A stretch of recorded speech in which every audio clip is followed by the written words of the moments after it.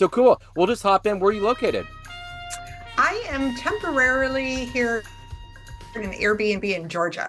Oh, cool. So we moved from Illinois to Georgia, but our homes aren't ready yet. So I we're kind gotcha. of stuck in limbo right now. Okay. Well, you kind of left my neighborhood. I'm in Kansas City, Missouri. So, um, Ah, yeah, okay. yeah.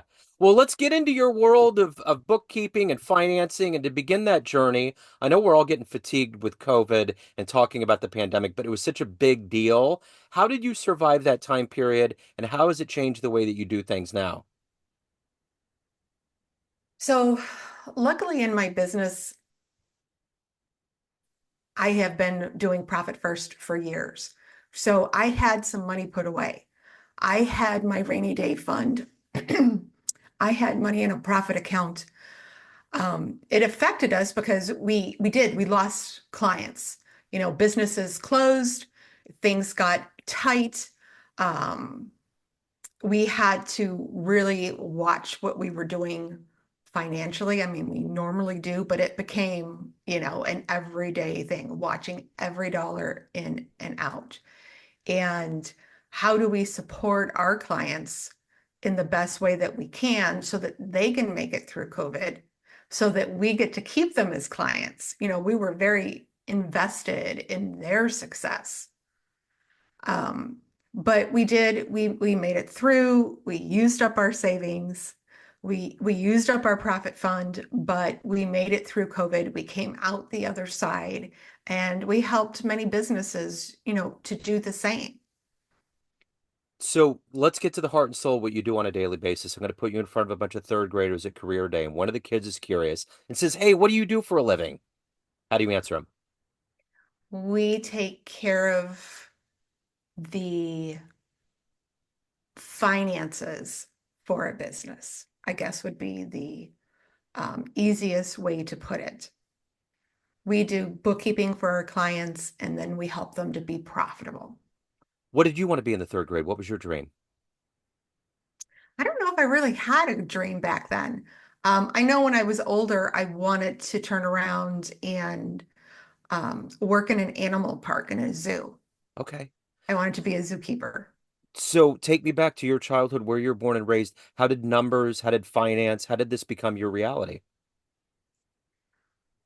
When I turned 18 and went out and got my first real job, I had other jobs before, but they were, McDonald's and Long John Silver's and things like that. I had gotten one doing accounts receivable. And I'm like, numbers make sense to me. That is something that I enjoy. I like anything that's very technical to do. And I just kind of moved on and up and learned by training on the job, training that I had done myself. I finally opened up my own business 7 years ago after um, turning around and working with some large corporations doing their accounting for them. Um, I just love that analytical numbers. I'm Yeah. not a huge people person. That's not who I was. I was the person who was reading books, Yeah. who was getting weird knowledge about a lot of different things just because it interests me. So numbers just kind of fell in with that. What was your favorite book growing up? Watership Down. Okay. I believe it's Richard Adams. I know the last name is Adams. Okay. I read it in grade school and it was like over 1,000 pages. I Yeah. don't know if you've heard of the book I before. I'm trying to think, Hitchhiker's Guide to the Galaxy. What was that author's name? Um, it's a similar name, but I'm sure it's not the same guy. Um, but I thought it was Richard. Anyway, I haven't heard of that one, no. It is about a warren of rabbits. And of course, they talk, Sure. they socialize, they do things, and it was about their life. Cool. Very cool. And it was really cool. I think I was in fifth grade when I read that one. Okay, that's quite meaty for fifth grade for sure. That many pages. So, who's been a hero for you? Who's been an inspiration for you in your life?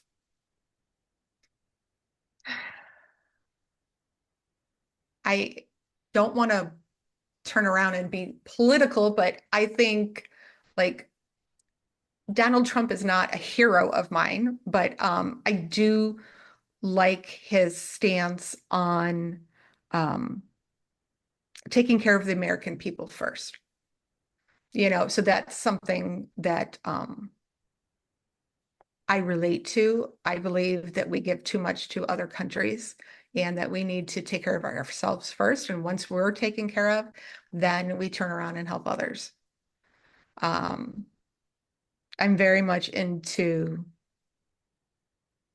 the US being the best that it can be. Um, and Kamala has some very good points to her also. But I look up to people who stand up for what they believe is right and who are looking out for others, whoever that might be. Sure. There's just too many people in this country who need help, who don't get it, Yeah. and who deserve help. And like Elon Musk, he's done some great things. Um, but I don't really have heroes or Gotcha. anything like that. It's just certain things that people do that I think are great. Um, I know it's kind of weird. I think most people kind of have a hero and somebody Yeah. that they want to emulate, but No. No, I, that's totally fine. So I'm curious, what's the best advice you've ever gotten? the best device. So you're talking like for business, for work, or Anything that has rang true that you've hearkened on throughout your life, some just good advice. oh, advice. I thought you said something else. Okay. Advice. Stay true to yourself. Don't make yourself something that you're not just to try to fit in or to make that sale. Yeah, Um, you are who you are, and you're going to attract certain people, and those are going to be your people, and the other people aren't yours, and that's okay because you're not going to be for everybody. yeah, But when you turn around and manipulate yourself into something that um, you're not going to be happy with the clients you get. You're not going to be happy in business because you're not you. yeah. So, what's been kind of your overriding motivator as having your own business? And I mean, you were in corporate for a while, but now you're doing your own business. What has been that motivator for you to get up every day to do this work and to do it at your best, your abilities? I think the biggest motivator is my parents and my family. So when I was working in corporate, I knew that I was never going to have the available time that I needed, the flexibility, or the wealth to be able to take care of my family. So Alzheimer's runs in my mom's family. And I knew that there would be a day where I would need to have that flexibility to be able to go to doctor appointments with my parents or go do something with them or be able to take care of her or take a long lunch because I need to cook for her, do this or do that. My dad's health is not well, so he's not doing the best either. Um, and I felt as the oldest, it would come to me to, take care of them. And I'm happy to do so. But working in corporate America, I mean, goodness gracious, you want to take off for a doctor appointment and it's a big thing, or you need to come in, a half a day, or you need to do something. There's just no flexibility there. And I needed to financially have the available funds that, I could support them if they needed that support, or I could pay for the extra nursing care that they would need to stay in their home or what have you. So it's really um, knowing what the future will hold to a point, and that I'm going to have these needs, and I want it to have a profitable business that's going to allow me to have the flexibility to do what I need to for my family. So of everything that you've done in your life up to this point, what are you the proudest of? I'm proudest of just the accomplishments that I've done in business, the things that I've learned, um, where my career has gone. Um, and there's people who've done way more out there than I have in life. I'm not saying that I'm anything special, but I've always tried to excel at what I was doing and always tried to reach out to something that was going to be more challenging in the next job that I took on. And really, it's all self-taught, self-learned. Um, and I just have this thirst for knowledge. Yeah, I'm just not happy with the status quo. There's always something that can be done better, that you can learn, that you can expand upon. Um, so I'm just not happy in a 9 to 5 job where I'm just there. yeah. So everyone out there has a perception of you, family, friends, clients, everyone that you've ever worked with, but you run the show. What's your perception of you? Who do you think you are? I think that I am a honest, driven person who actually wants to help others have the success that I'm striving for in my life. I want to be able to help people. I've always been that person who, will come to you when you need something that's going to be there for you. I kind of have that little uh, mama, everybody attitude. I'm just a caregiver at heart. Um, so I just love doing what I'm doing because I'm helping people to get that clarity and understand how to become successful so that they can have the time off to go to their kids' soccer games, so that they can turn around and afford to take that vacation with their family.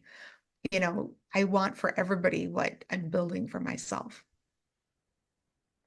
So if anyone wants to hire you, reach out, learn more about your services, any of the good business, where can they go? They can go to the website. It's rightwayprofits.com with an R. Um, or you can turn around and go to rightwayprofits.com/ask. And I'm happy to turn around and give anybody listening to the broadcast a free 15-minute Ask Me Anything session. No sales pitch, no nothing. Simply, it's them, it's me, and they're bringing their questions. Um, I don't answer accounting questions, or I'm sorry, tax questions, but I'll do anything bookkeeping, accounting, anything having to do with their business, profitability, or um, if they're having problems with the setup in the business, anything like that. Just bring your questions. Yeah, If I don't know the answer, I'll tell you I don't know the answer. yeah, And, if I can find it for you, I will get back to you with the answer. But excellent. that's the problem nowadays. There's nobody to ask questions to Yeah, other than the internet. And then you get 50 gazillion different kinds of uh, answers to anything. yep. And you may not know what source it comes from, you know, that quagmire right there. So, Yeah. Debbie, this has been great. Thank you for your story. Thank you for your time. I appreciate it. Best of luck with the move. Thank you. Take care.